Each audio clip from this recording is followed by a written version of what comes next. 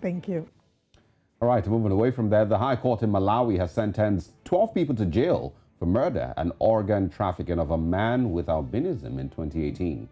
Among the culprits is a Catholic priest who was also sentenced to 30 years in prison for participating in the transaction of human tissue. The judge, Dorothy Kamanga, also handed down two 60-year jail terms concerning the murder. Blessings Musugu has more details. A total of 12 people have been handed various sentences over the killing of a man with albinism in 2018, in what has been described by the court as an offense against people living with disabilities. Kasim Masambuka, who is the victim's brother, alongside 5 others, have been sentenced to life imprisonment over the gruesome murder that occurred at the height of a spree that saw over 40 people with albinism murdered and scores of others assaulted. That for the 7 counts, 1 count for murder, the convicts have been sentenced to life imprisonment, even though the court has said that the sentences should be running concurrently. From 2014, Malawi suffered a wave of assault against albinos whose body parts were used in witchcraft rituals in the superstitious belief that they brought wealth and luck.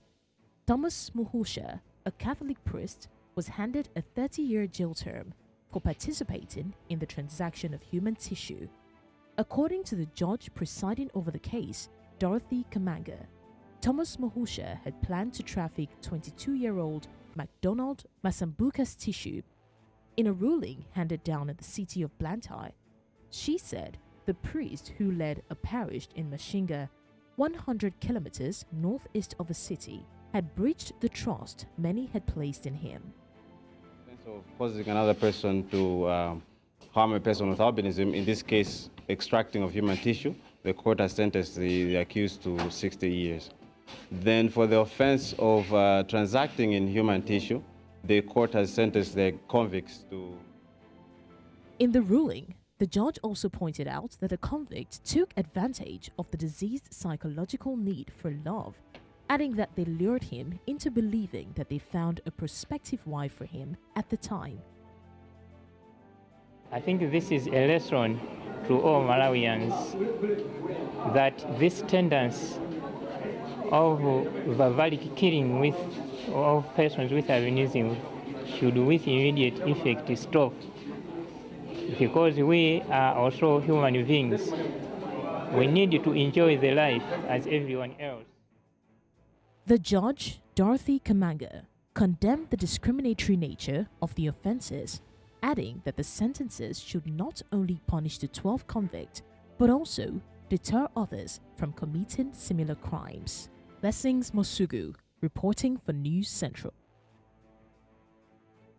That's a very disheartening package there. The 13th day of June every year is marked out as a day to celebrate the International Day of people living with albinism, to basically raise awareness, stop discrimination, and stop offense or crimes like this on Osauge. I mean, look at how do you lure someone with the hopes of them finding love, telling the person that you found them a wife, and in the process, you have them killed and, you know, transport their body parts. How depraved can the human mind be?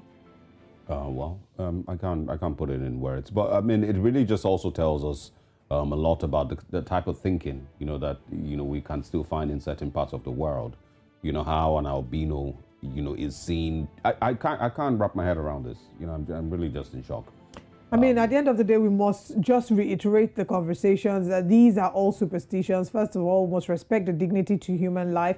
And people living with albinism are people just like us, except that their cells do not produce enough melanin like ours do. So please do not go about thinking that they, you know, you sell their body parts, you make wealth. It just also highlights poverty and what the poverty mindset, you know, what it will birth. We have a lot of work to do around the continent. So much work. So much work. So much work. But good thing that they've been sentenced, even if this took place as far back as, what, 2018? You know, Yes. But they've been sentenced, and, you know, someone's getting as much as 30 years in prison, which, you know, I think that they deserve even more. But good thing that at least there is some justice, and I hope that it somehow brings to an end, you know, the attack on albinos. I hope so parts that of you know. Africa. So yes, our thoughts and certainly our prayers are with the people of Malawi and people living with albinism, and we hope that the family finds closure.